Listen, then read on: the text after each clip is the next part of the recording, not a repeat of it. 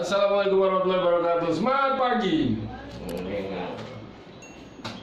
Ya, mari kita sama-sama hadir di sini untuk mendengarkan presentasi kami.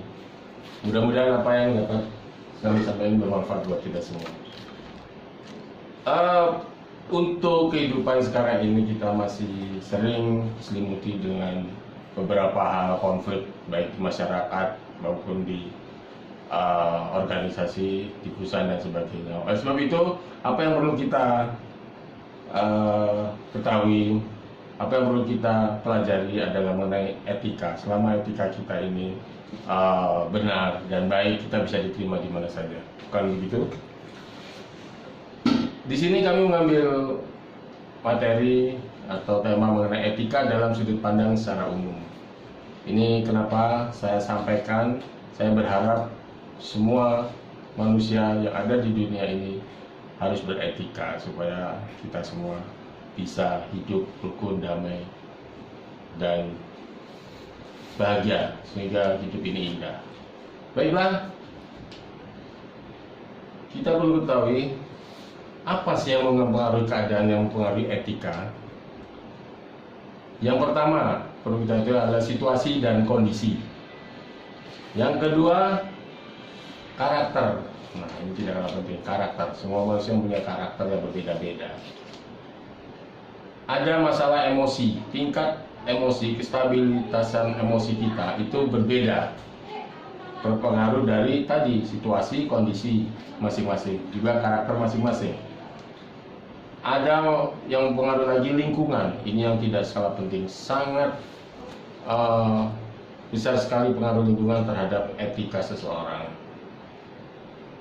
Kultur budaya, ini yang sering menjadi kesalahpahaman antara satu dengan yang lain. Juga yang tidak kalah penting masalah komunikasi. Jadi komunikasi itu harus kita jalin dengan baik, kita berkomunikasi dengan baik, dan beberapa hal yang lainnya. Baiklah, itu tadi beberapa keadaan yang mempengaruhi etika. Kita bahas satu-satu mengenai situasi dan kondisi. Situasi, kondisi yang nyaman dan kondusif akan membuat etika atau sikap yang positif. Itu yang terjadi. Situasi yang tidak nyaman dan tidak kondusif memungkinkan muncul etika atau sikap yang negatif. Ini yang harus diwaspadai. Nah, seperti ada kata-kata bijak yang harus kita renungi juga, bahwa ciptakan situasi yang nyaman dan kondusif dimanapun kita berada, karena dari kita sendiri situasi dan kondusif itu yang nyaman dan kondusif. Jadi kitalah yang menciptakan kondisi itu, situasi dan kondisi itu. Maka ciptakanlah sesuatu yang nyaman dan kondusif.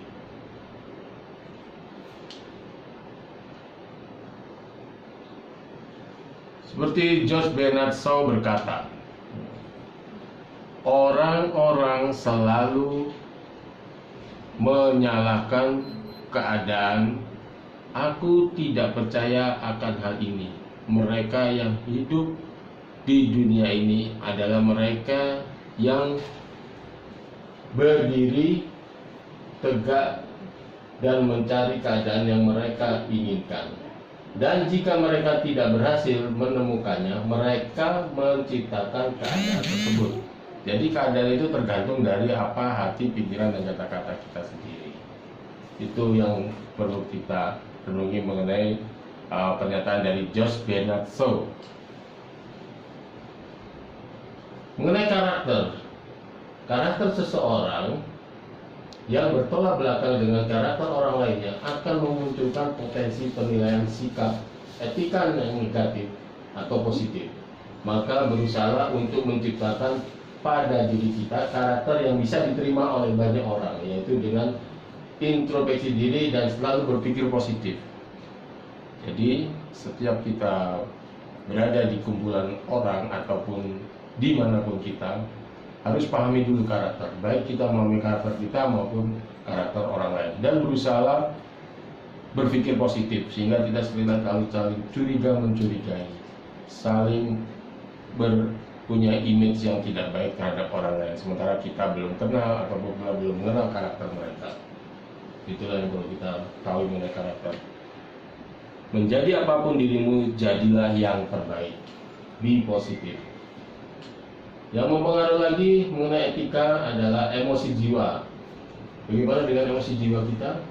Apabila kita tidak bisa mengendalikan emosi jiwa pada diri kita, maka yang terjadi adalah sikap yang cenderung mengarah pada tindakan negatif dan perilaku yang tidak terkontrol, dan sering juga dianggap tidak beretika. Itu yang sering orang mengatakan bahwa kita tidak beretika. Karena apa?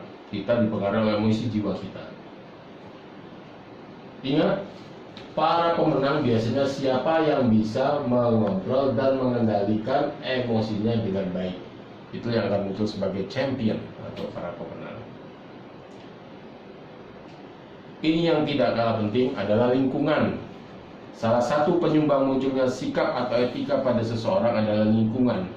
Apabila berada pada lingkungan yang baik, maka akan membentuk etika yang baik. Dan begitu pula sebaliknya.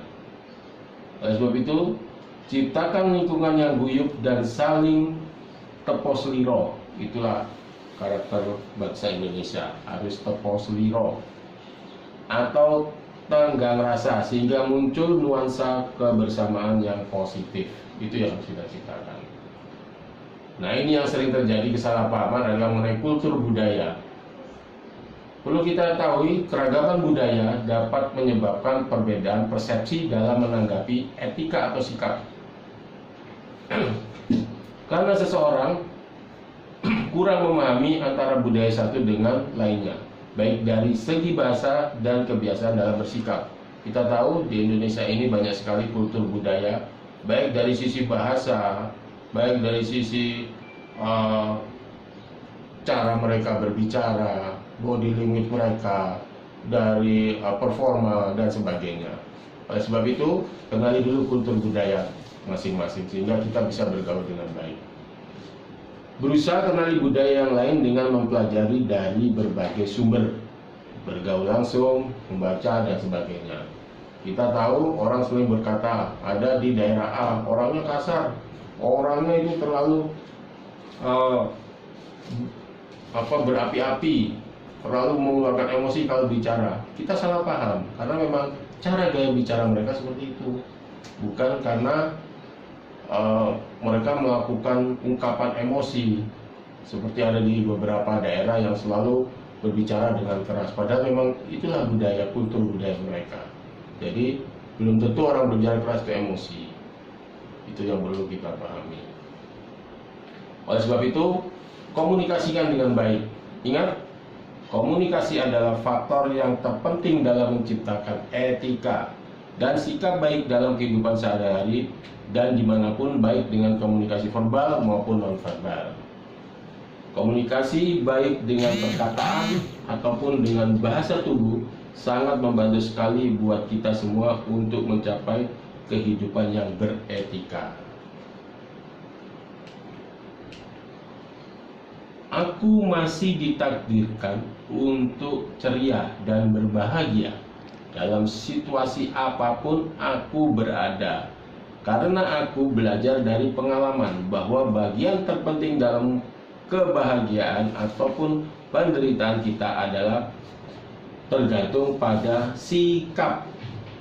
Itu sikap kita, bukan pada keadaan. Ingat, pada sikap, bukan pada keadaan. Itu yang diungkapkan oleh Martha Washington. Terima kasih.